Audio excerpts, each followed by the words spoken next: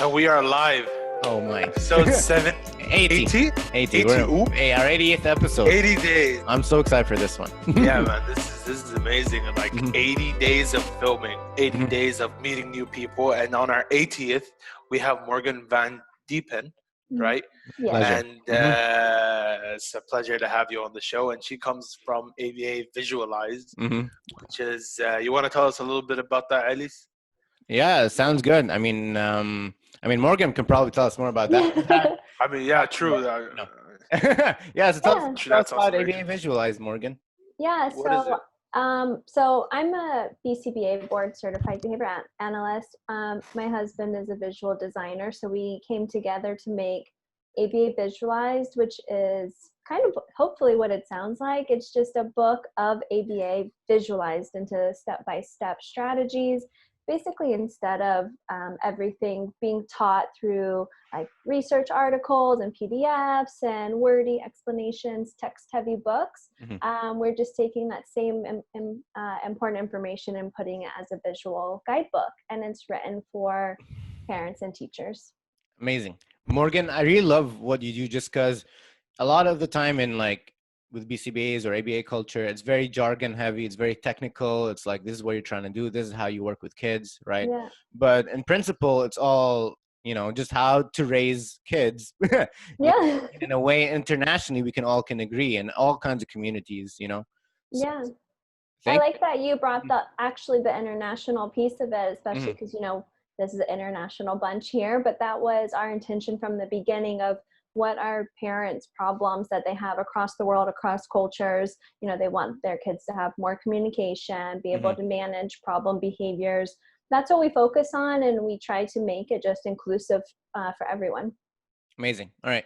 Ali, can we pull up some of these pictures? Just let's jump right into it. Let's jump right into it. Here we go. And this is like the Instagram page of ABAdVisualize. We will leave a link in the description to those who want to follow it.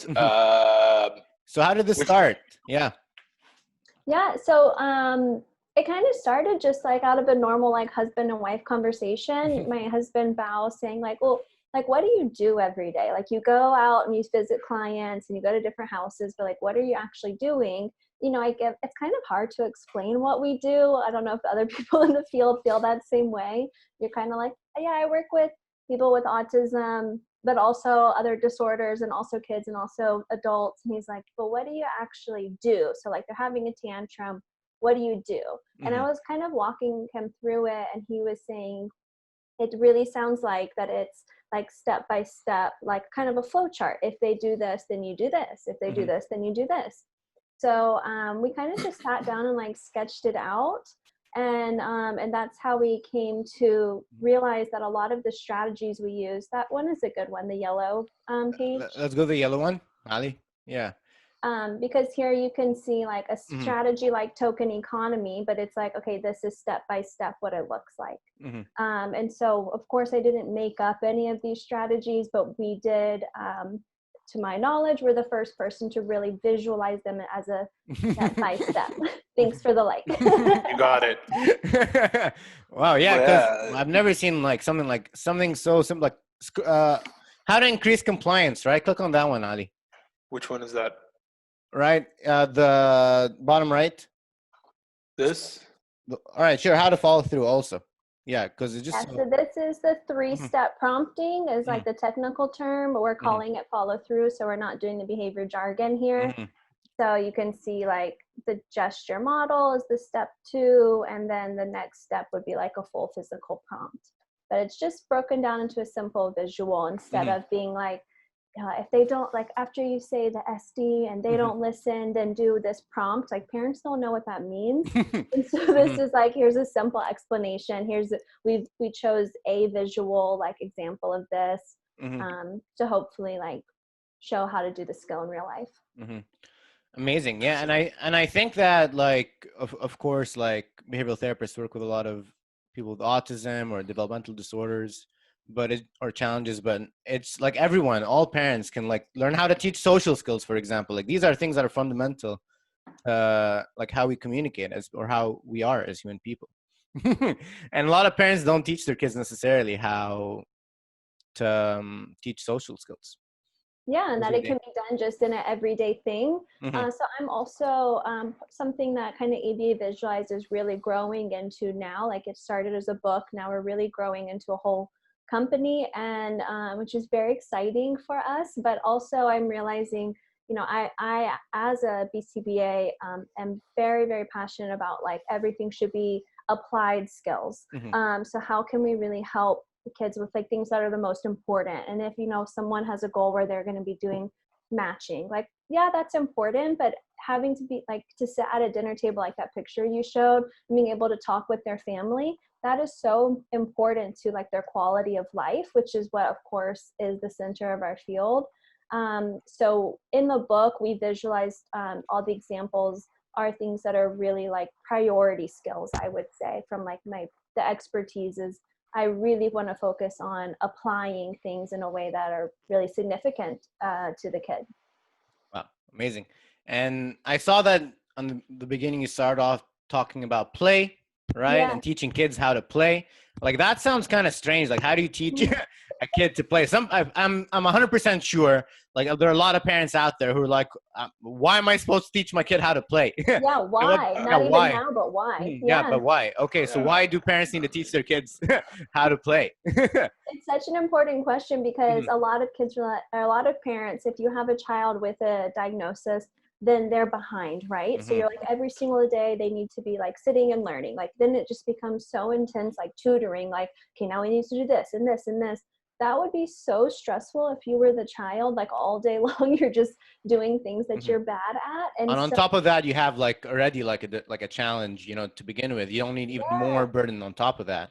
Yeah. And so it's just like, it shouldn't be like task. And there's so much that you can learn through play. And so like, even at a really young age, you're learning skills like communicating with other people, like and just the skill of like sharing a moment of fun with somebody else is really important, especially for people with autism to experience that. You can learn skills like imitation, you can build your language through play, creativity. There's so much that you can learn just through playing, not even like while you're playing and being like, what color is this? Count the bears. Like that's all teaching. Like just playing can really teach your child so much. And I think like if you ever like came to one of my sessions, that my idea is that it wouldn't look like that we are teaching. It would look like we're having fun. Wow. Teaching through fun. I mean, my parents tried that with me as a kid. Obviously that didn't work, but yeah, no, that's a good point I think to jump on, is that sometimes some methods might just not work for certain kids. So like, how do you go about like finding a different route of, you know, teaching or learning or advising? So I think that even just asking that question just like says a lot, like that you would even, you know, consider like, hey, maybe I'm not teaching in the best way, or like being able to like not have that pride and say like, okay, what I'm doing isn't working, or how can I help them learn the best? I like to think about what are they really good at, and let's just focus on that. And so this even happened yesterday. My client, we were working on a co-wix. We're trying to build her early language co-wix and just some simple things like that. And then we noticed that like during play, she's starting to say colors. That was like her first word. She was kind of saying like purple and blue. And we were like, okay, we're dropping the co-wix. We're working on colors. That's what she wants to learn. That's we're going to follow her lead. And I think this one's going to be an artist someday. Yeah. We're like, that's what she wants to learn. Let's follow that. But if you're trying to teach her like matching or like something random, right, then they would never develop any skills. They'll just be left with nothing, and they'll just be failures at things instead of like doubling down on what they're good at. Yeah. And the one-on-one there was like, what? Why are you just going to put that other goal on hold? I'm like, because we're following her. She's showing us she's motivated to learn colors for whatever reason. She's a baby artist. So we're going to just work on colors with her. So that way our goal is that she's learning to talk. We don't have to be so rigid with what that looks like. So have you ever dealt with kids with ADHD? Yeah. When I was a one-on-one, my company called me the ADHD expert. I had all the ADHD clients. Because I have severe ADHD, so it's like it's gonna be interesting because I've been thrown off to many therapists, and like none of them were able to get into my head, which was. I think my husband is undiagnosed ADHD as well. So. I think it's just dudes being distracted. It's not about that. No. I was severely some like people are. diagnosed as severe like ADHD. It's Mhm. like it was bad. I was drugged up as a kid. They Oh put me my. on so much stuff, bro. Yeah. Like you don't even know. Yeah, I'm still to this day. I go on this, which is concerted. I don't know if you You know. have it right there, just in case. Yeah. Just in case. No, this is a long release. I have to take it like every day, Mhm. twice, once in the morning, once in the Mhm. evening. But so this is mainly to my parents, just to get them off my back whenever they see me not studying. So why is it hard? Let's try and explain this together. Why is it hard for someone like me to sit hours on end and just do a very daunting task?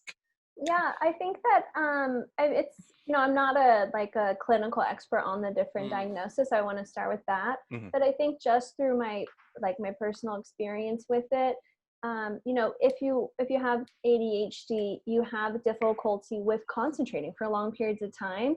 And so I think that finding strategies that work best for you, it's the same answer, honestly, for any diagnosis. You find what works best for you. You try things, see if it works. If it works best for you to figure out, okay, I can usually work for about an hour and then I can take a break. And, maybe you need a break where you do something with a lot of energy, a lot of stimulation, or maybe you need the kind of break where you just lay down and chill out and do nothing. And so you're an adult, at this point, what kind of activities you need. Okay, that's I okay. really don't. You can do experiment. I honestly don't. What I do is sit hours on end and study. And it's like as a break, I might just pull the lever on my chair and just take a quick nap. And I'm I'm back into this and I start, just studying. Turn on, turn off.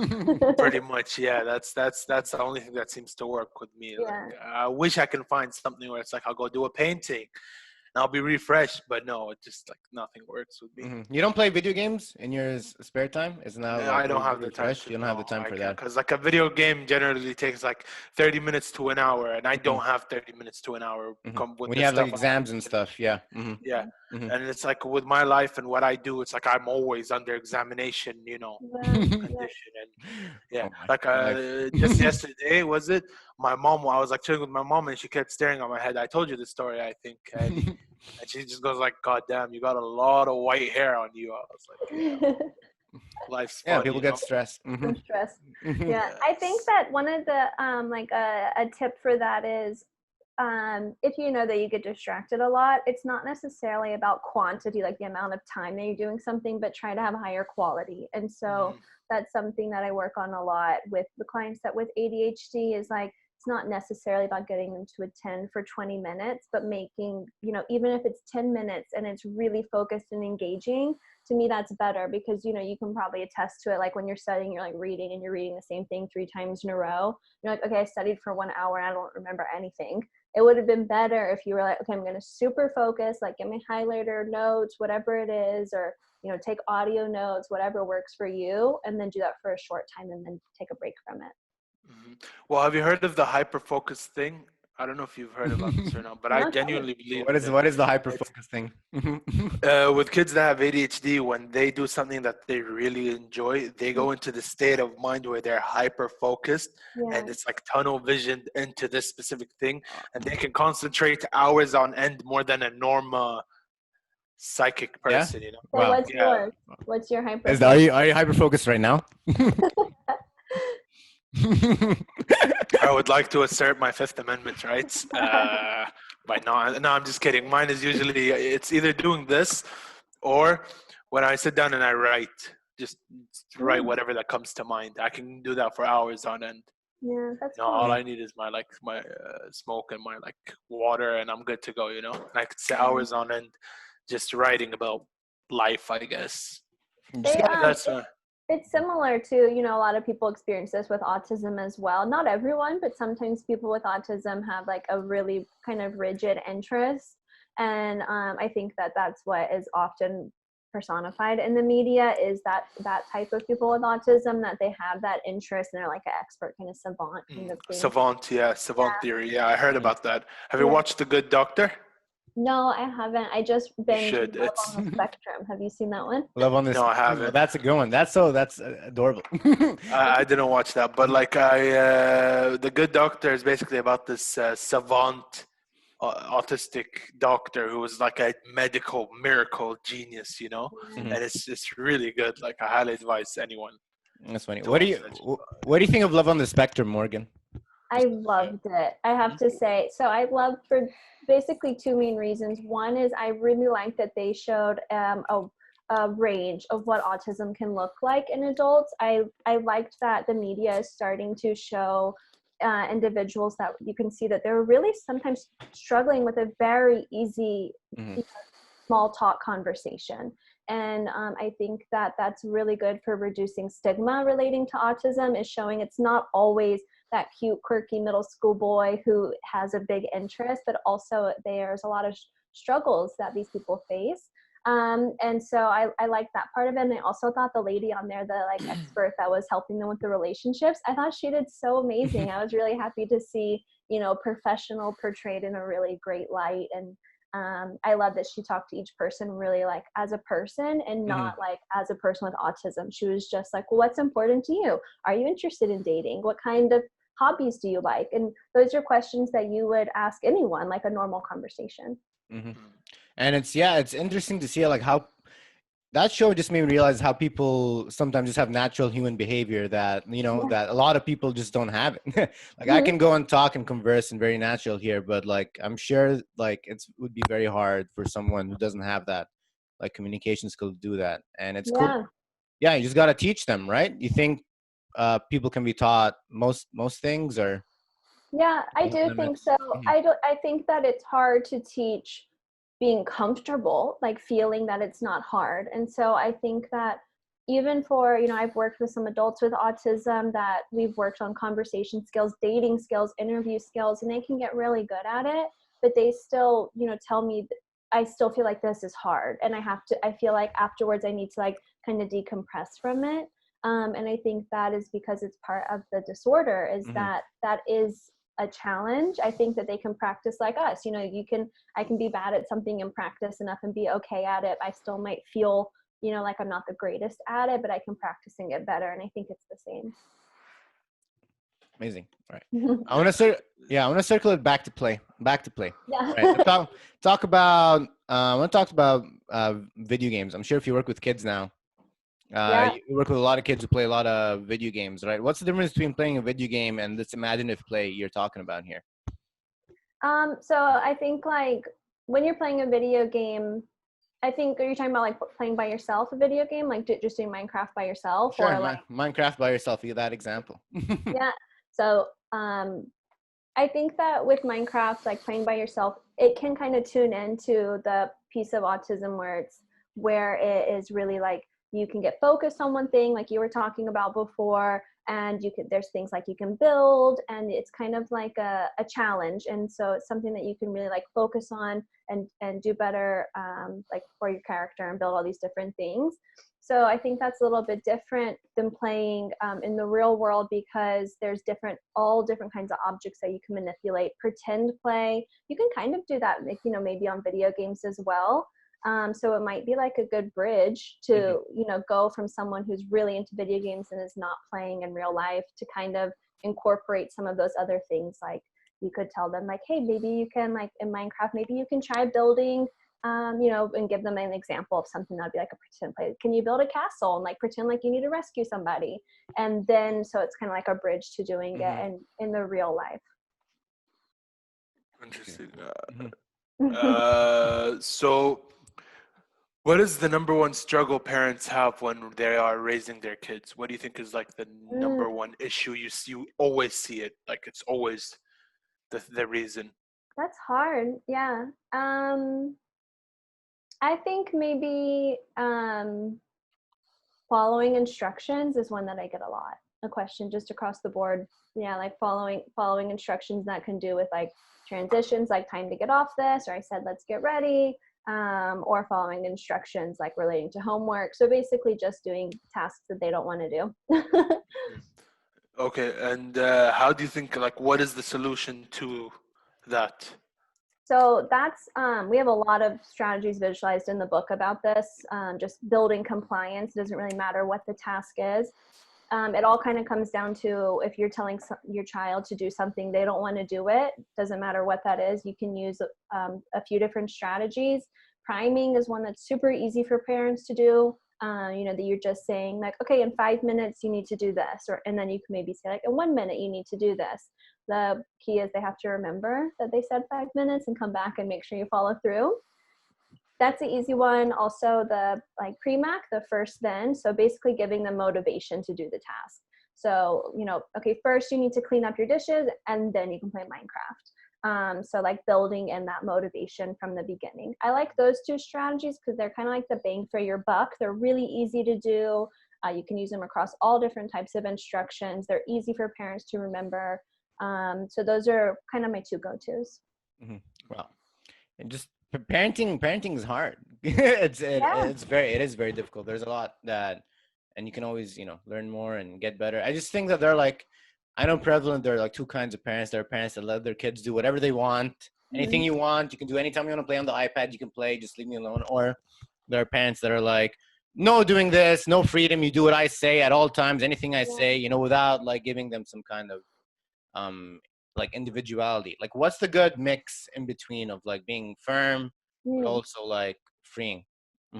Yeah, that's a good question. You know what, when I come into the field, when I come and meet with a family, I actually kind of start by asking them like, what is their parenting style? So like, I gave the example of like priming and pre-mac. I also, I really like the strategy of like giving choices, but I have encountered some families, they're like, I don't want to give them choices. I'm telling them they need to come and sit and do their math. I don't want to ask them, do they want to do math or reading? It's time for math.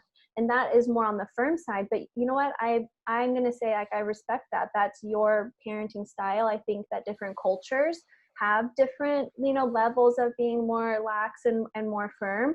And I don't want to come in and change the family culture. So if you're saying it's not, I don't want to give them a choice of a task, then I say, okay, but you're going to like, let's do priming then. You can still tell them in 5 minutes you're going to have math and you can still do pre-math. Okay, after math, you get to go outside. And you can choose what the reward is. If you don't want them to have video games, that's fine. Let's do, okay, math, and then we're going to like, play hide and seek together or whatever the activity is. So I kind of try to incorporate the strategies into the parenting lifestyle rather than shifting the parent culture, because you can't force your opinion on other people, right? Of like how to raise kids. It's difficult. Yeah. And then you might not have their kind of trust and respect if you're like coming in and saying like, okay, the way that you're parenting is wrong and you have to do it this way. I mean, in Arabia, they mainly use just a little bit of force, just like a tiny bit. It's not that, just a little bit, And but I honestly agree with it. I'm not gonna lie. I agree with force. What are you talking? Wait. I mean, first of all, the kid's gonna grow up with a funny story. I remember that one time I defied my dad, and that motherfucker beat the shit out of me. Like it's these funny stories that come out of it. 1, 2, they know that we aren't messing about when we say you do this and you do it now, right? Because in the end of the day, like an Arab dad, for example, his main concern is, did you do your homework? Everything you got to do, did you do it? Okay, go do whatever the hell you want. I don't care, That's the main, So it's like, it's, how do I say it? The level of respect in parenting here differs to like in the United States. Like in the United States, it's like, oh my God, go to your room. Here, it's like, oh my God, I didn't do my homework and my dad's coming in 5 minutes. Fear. It's like, fear and respect. It's like, if my dad asked me to this day, I'm like 21 years old. If my dad had to call me now in the middle of this, I would definitely have to go and do what he asked me to, But thank God I chose a time of the day where he's very, chill. Like, you figured out how to work around it. So I figured out as a kid how to work around it, which is, it instilled a lot of things in me. The first thing I believe is respect, right? This is my number one thing. What my parents taught me was, if you respect a person, they will definitely respect you back, But respect is a very valuable thing. So you must choose who to give it to and who not to give it to, right? So these are things that all came out of using the little bit of force. And I promise, just a little bit. Good It's not value that much. sunk in. Yeah, I guess good value. Yeah, you could also Yeah. teach respect without being with having being hit. You Dude, the don't Arab have kids are wolves. What are you talking about? I do Arab have to kids. let culture. you know, we are in the middle of making an Arabic translation of our book. And Ooh. yeah, and so the visuals in our book, we tried to anyways from the beginning have them be really culturally inclusive and diverse. We have moms, dads, we even have like a grandma wearing a hijab on one of the pages. And so we do a mix. So we're consulting and a BCBA in UAE, and I'm learning a lot about the rules for the clothing and making sure that everything is like culturally appropriate. So we're just doing some minor changes, and then we're going to make it all Arabic text. So that's like a coming soon project. Amazing. So maybe I'll buy one and give it to my dad and be like, here, learn your mistakes. That's good. Here, learn your mistakes, buddy. No, I'm just kidding, Dad. I love you. Funny you bring up the parents, because when basically when I was telling my parents what a BCBA is and like what I do, they were like dying laughing. I was like, what is so funny? And they were like, you were the worst behaved child out of like every single like classroom. They were like, she's the worst behaved child. Why are you now teaching people how to teach their kids how to behave? Yo, that's funny. Wait, That's give us very some funny. backstory. Let's hear some backstory. So what did you do as a kid? 'Cause I'm interested. Let's just say the first thing that comes to my mind, I went to kindergarten. I refused to wear pants, and I wore like pink snow boots and a Beavis and Butthead t-shirt, my dad, so it was like too big. And they were like, you have to, my parents like, you have to wear pants. And I would, and I was like having this huge tantrum. My parents had to go to work, so they're like, whatever, just bring her to school like that. She's in kindergarten. Drop me off at school in my Beavis and Butthead t-shirt. And they were like, she can't come to school without pants on. And then my mom was like, you try to put pants on her. She was like, I have to leave. You try to do it. Okay, I tried, but if you got anything, you can go ahead and do it. Yeah. Because even I was a bad behaved kid in school. I got into a lot of fights. Oh, That I was was just the in the impulse. middle. Yeah. But that was because of my impulsivity of, beat up first, ask questions later kind of go abouts. But I mean, it's all fun and games in the end of the day. Like, it's in school. It's not like, It's cool. like I came out of school with a bunch of funny stories because of my bad behavior. So, but moving on. Yeah, when you're a kid, you're supposed to behave a little badly is the thing also, right? It's like you're not supposed to be perfect. Yeah. That's the thing. Some parents want their kids to be perfect. Yeah. You gotta win all the time. You gotta get the best grades. But like kids are meant to do stupid stuff all the time. Yeah, and we learn from our mistakes. Yeah. And yeah, exactly. And if you don't give them the chance to fail, you're not giving them the chance to learn. Yeah, And that's even more dangerous.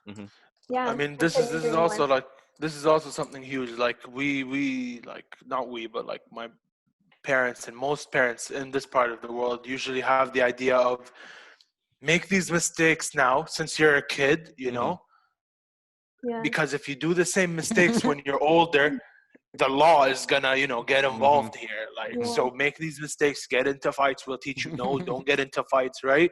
Swear, we'll teach you no, don't swear, right? It's fine to do the mistakes now, just as long as you don't do them later when you're old or big, So that's fine when kids do a mistake and they're not behaving.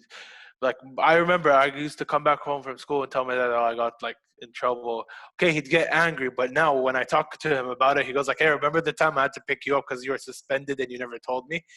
I was like, yeah, man, we just have a laugh about it. Why? Because it's funny.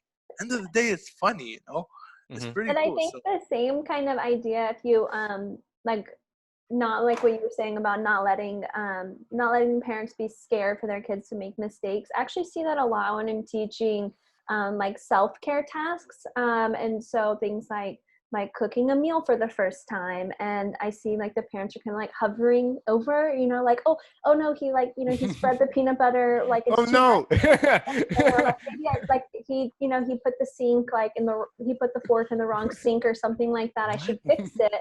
But sometimes it's, the parents, they want their child to do so well so much that that kind of pressure is like, oh, I should fix this, but it's okay, like, for them to learn, like, what, I made my sandwich, it was pretty messy and fell apart, but hey, it was the first try and I'm okay with that.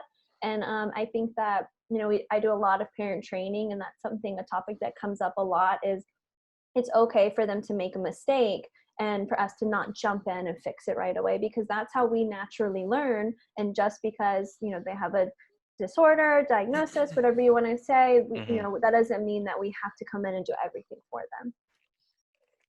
Amazing. Fair. Yep. I want to talk to you about reading, Morgan. What's the importance of? I mean, you wrote a book, so I mean, you like books, I'm sure, right? So yeah, do you read a lot, or? Yeah, I do. So I really I really enjoy reading research articles. I get very inspired, like when I'm writing programs, I get inspired by research articles. So I like doing that a lot, but just in my free time, I read books totally unrelated to ABA. I have books relating to ABA, I just haven't. And like when I need to sit outside in the sun and read, it's not about ABA. But yeah, so I do both. All right. One of my worries with like school being shut down this whole time is that I'm afraid kids aren't reading. That's what I'm afraid that, because like reading is like, they teach you that in school. That's one of the assignments you get to read. And when you're at home and there's no one to read to you or help you read words, it's difficult. Why is it so important for kids to read? I think that kind of two answers. One, they're probably not doing as much reading or as much math or any other academic thing. I really try to encourage parents to read with their children, because it's not only about getting the words correctly, but it's about having that time together. They're learning, again, like to do an activity, to enjoy an activity with someone else. So I think reading with your child teaches more than just reading. But a lot of kids are learning to read in really natural ways, like they're on going on zoom.com, and they're like, so they're reading that, and they have to read, like, click to join. So they're almost because they're forced to do everything online, and like kids are learning technology so fast, they're actually reading through that, even if they're not sitting and reading a book. So I see that it's more of just adapting how they're reading, how we are teaching things to kind of fit into what's happening now. Amazing.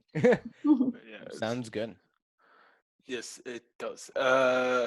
So what is next for ABAdVisualize? What is like your ultimate goal with the book and everything?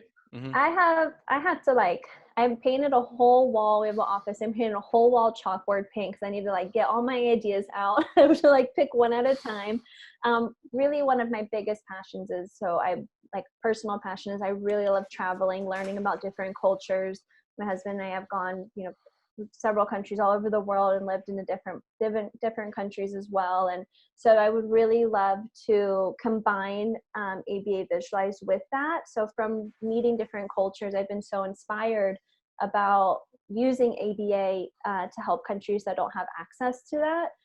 So kind of the end goal currently for ABAdVisualize is to be able to do outreach, like workshops, travel to different places, do like parent training workshops for schools, things like that.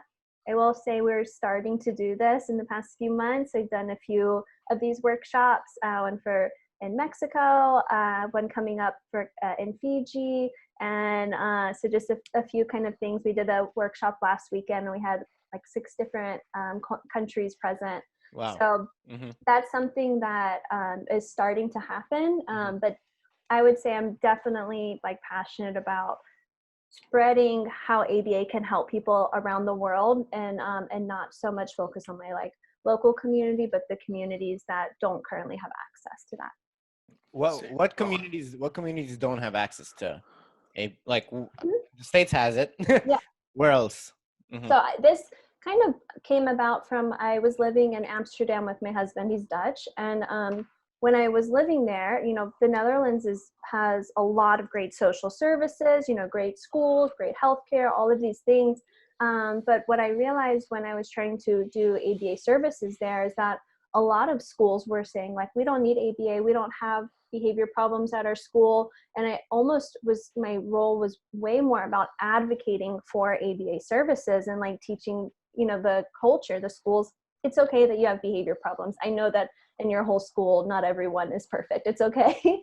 And saying like, just being okay with like with the culture to say like, yes, we have some children that have challenges.